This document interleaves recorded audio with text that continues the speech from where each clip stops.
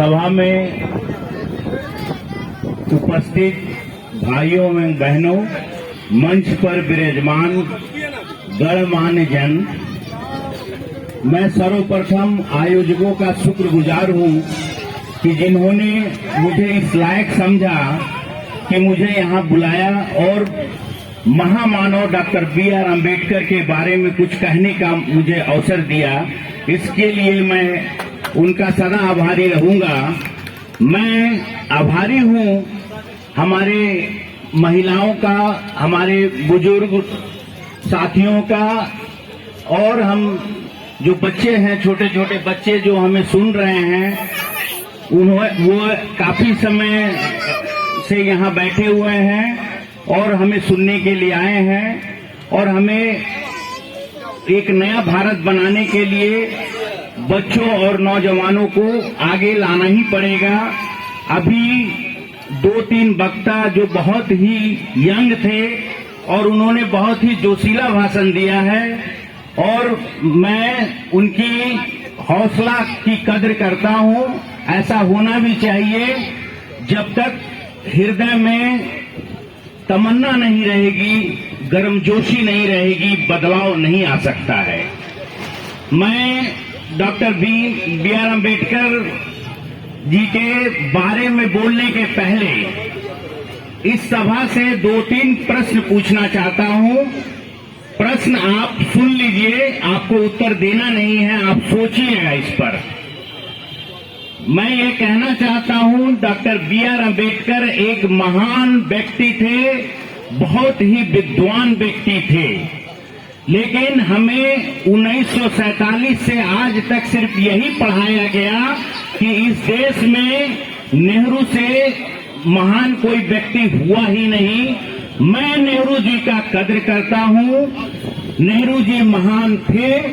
मैं ये भी कहना चाहता हूं कि क्या हमारे बी.आर. अम्बेडकर महान नहीं थे? प्रश्न नंबर 1। प्रश्न नंबर 2, जो डॉक्टर बी.आर. अम्बेडकर जो इतनी सारी कारनामा भारत से लेकर विदेशों में कर आए, मैं आगे एक्सप्लेन करूंगा कि हमारे बी.आर. अम्बेडकर साहब कितने महान व्यक्तित्व थे, कितने नॉलेजेबल थे। मैं एक्सप्लेन करूंगा। मैं क्वेश्चन के फॉर्म में पूछ रहा हूं कि अगर हमारे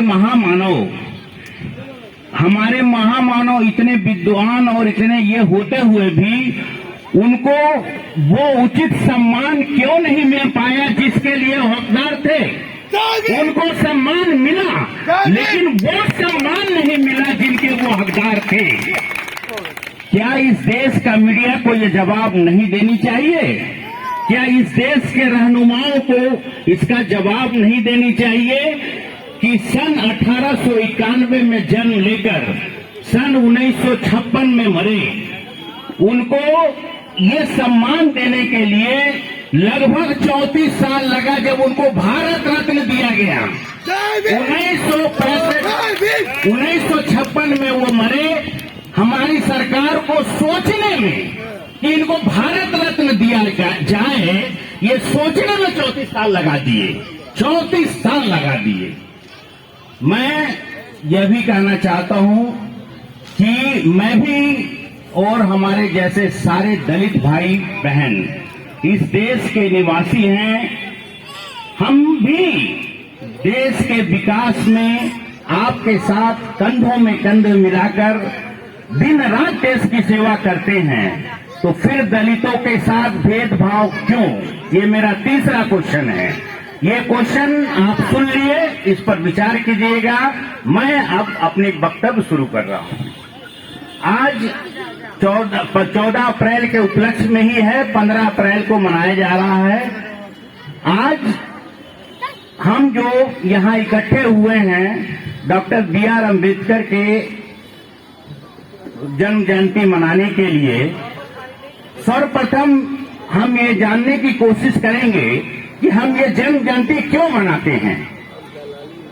हम ये जन्म जयंती इसलिए मनाते हैं ताकि इनके द्वारा किए गए कार्य जो इन्होंने अपने लाइफ टाइम में किया, जो समाज सुधार का काम किया, उससे हम प्रेरणा लें और हम अपने जीवन में उनके बताए रास्ते को आत्मसात करें और हम खुद तरक्की करें और देश की तरक्की में अपनी सहभागिता बढ़ाएं।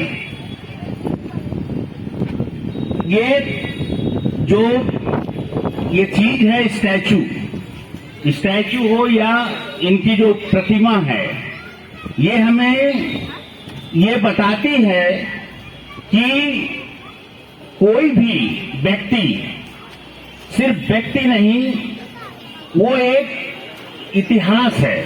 वो अगर हम इतिहास की कद्र नहीं करेंगे, अगर हम इतिहास को भूलेंगे, तो हम कभी इतिहास नहीं लिख सकते हैं। इसलिए हमको अपने पूर्वजों के इतिहास को संवारना है, सजो के रखना है, और वही आज हम कर रहे हैं।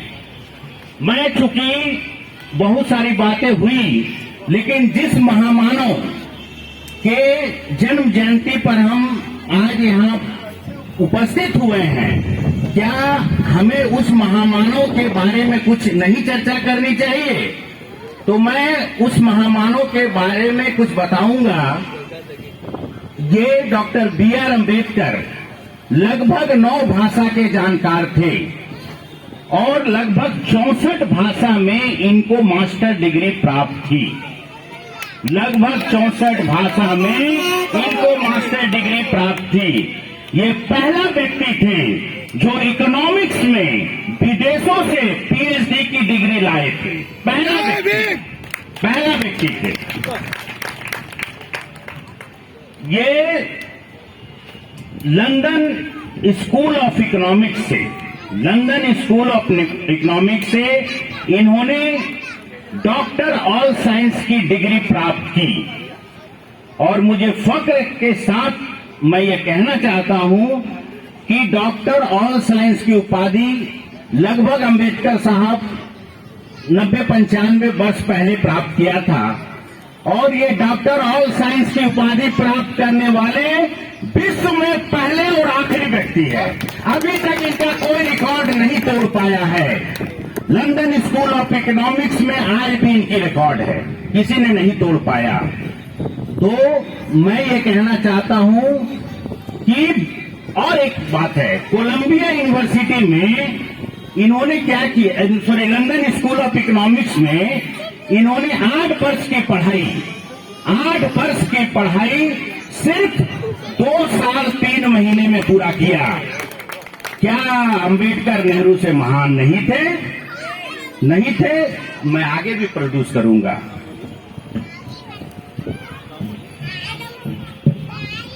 अंबेडकर साहब एक बहुत बड़ा शिक्षाविद थे, कानूनविद थे, समाज सुधारक थे, अर्थशास्त्री थे। इसके अलावा ये बहुत बड़े जो इनके खाते में जाती है कि ये जिंदगी में इन्होंने बहुत जिल्लत और कष्ट सहा था।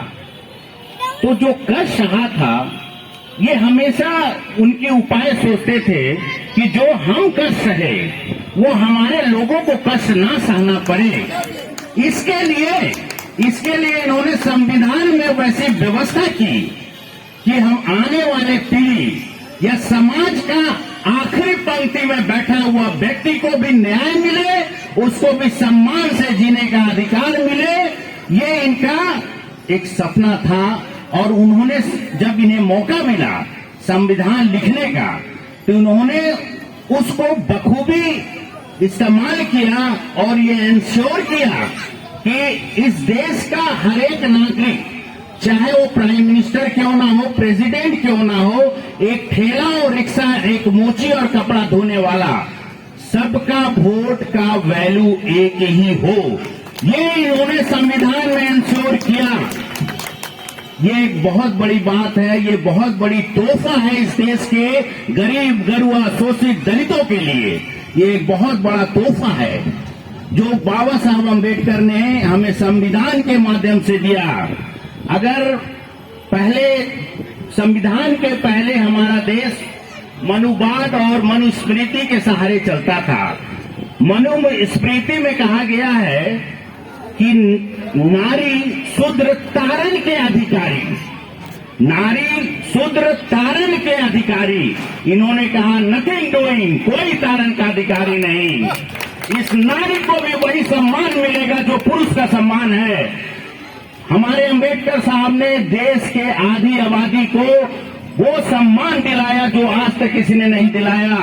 आज चाहे फीमेल एम्पावरमेंट की बात हो या संपत्ति में महिलाओं के अधिकार की बात हो, इनकी जो सबसे बड़ी समस्या थी मैटरनिटी के टाइम में कई महिलाएं को नौकरी तक गंवानी पड़ती थी, छुट्टी नहीं मिलता था। इन्होंने मैटरनिटी लीव की व्यवस्था की। इन्होंने महिलाओं के लिए काफी सम्मान से जीने का हक दिलाया। इन्हीं के कारण जो हमारे लेबर लॉ हैं उसमें काफी सुधार किए गए। पहले लेबर को 12-12 घंटा काम करना पड़ता था, उससे भी ज्यादा, लेकिन इन्होंने 12 घंटा से 8 घंटे किया ताकि उनकी भी एक जिंदगी हो, उनकी भी एक तमन्ना पूरी हो। आज इसी महामानव के कारण हमारे लेबर्स का जो सम्मान है, जैसे उनको ग्रेच्युटी, ईपीएफ, ईएसआई, इंश्योरेंस जो आज हमारे लेबर वर्ग को मिला है, इसी महामानव के बल पर मिला है। तो ये महामानव कौन सा ऐसा काम नहीं किए जो यहाँ के लोगों के लिए यूजफुल ना हो। फिर भी बाबा साहब को कहा जाता है ये एक दलित लीडर थे। क्या थे? एक ड्राफ्टिंग कमेटी के चेयरमैन, जो कॉन्स्टिट्यूशन बनाया उसके एक पार्ट ड्राफ्टिंग कमेटी के चेयरमैन थे और एक दलित लीडर थे। मैं आगे एक्सप्लेन करता हूं कि ये दलित लीडर नहीं थे।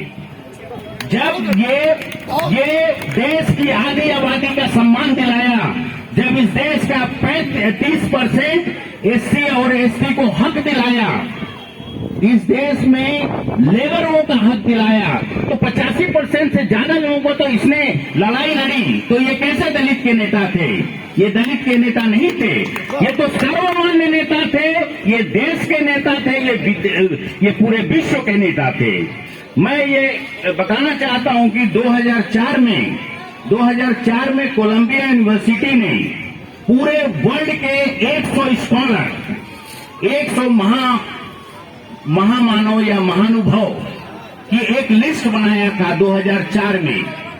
उस लिस्ट में आपको सुन के आश्चर्य होगा कि ये हमारे महामानव डॉक्टर बी.आर. अम्बेडकर का नाम पहले स्थान पर था, पहले स्थान पर।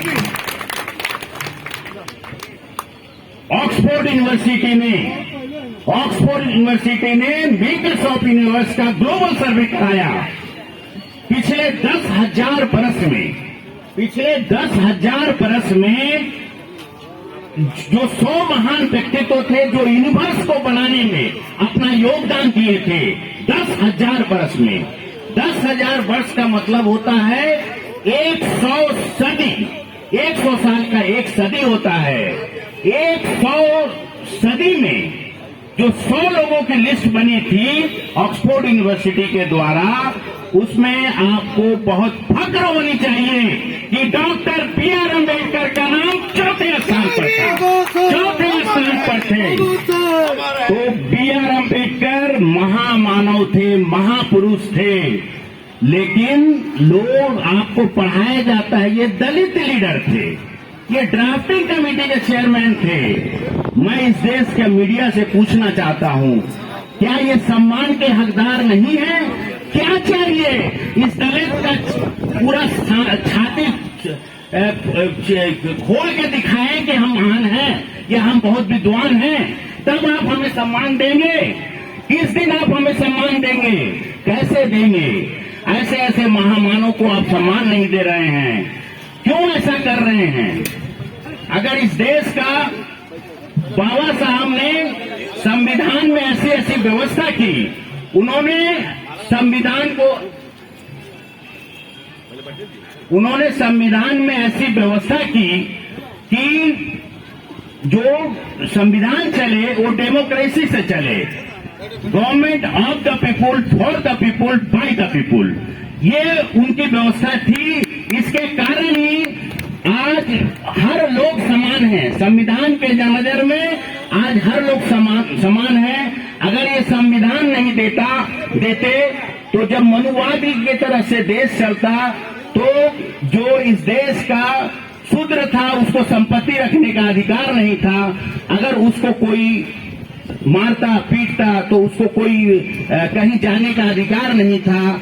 अगर ये संविधान इनको एक अधिकार दिया, मैं तो कहता हूं कि ये लोकतंत्र आज मैच्योर्ड है तो यही इसी महामानव की वजह से है, क्योंकि इन्होंने जो दुख दर्द अपने जिंदगी में झेला था उसको ऐसी व्यवस्था की आने वाले पीढ़ी को किसी को ये कष्ट ना उठाना पड़े।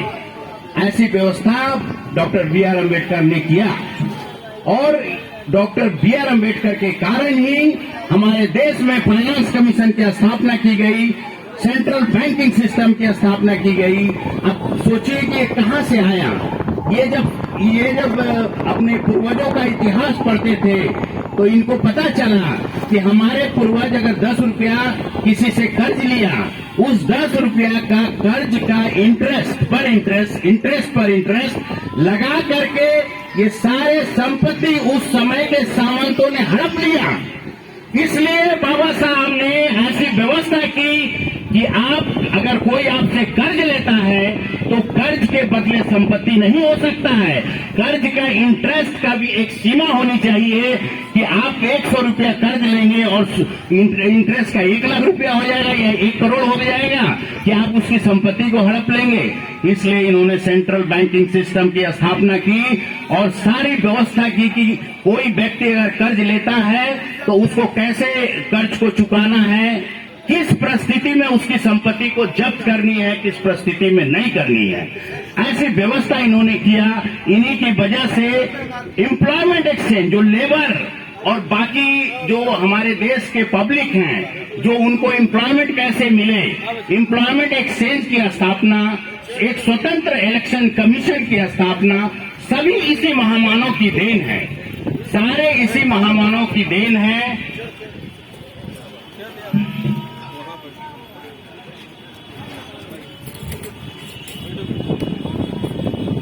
हमारे बाबा साहब बहुत ही दूरदर्शी थे। देखिए 1950 में इन्होंने परिकल्पना कर लिया था कि मध्य प्रदेश और बिहार को डिवीजन करनी चाहिए और 2000 में 1950 में परिकल्पना किया, 2000 में डिवीजन हुआ। तो ये बहुत ही दूरदर्शी थे।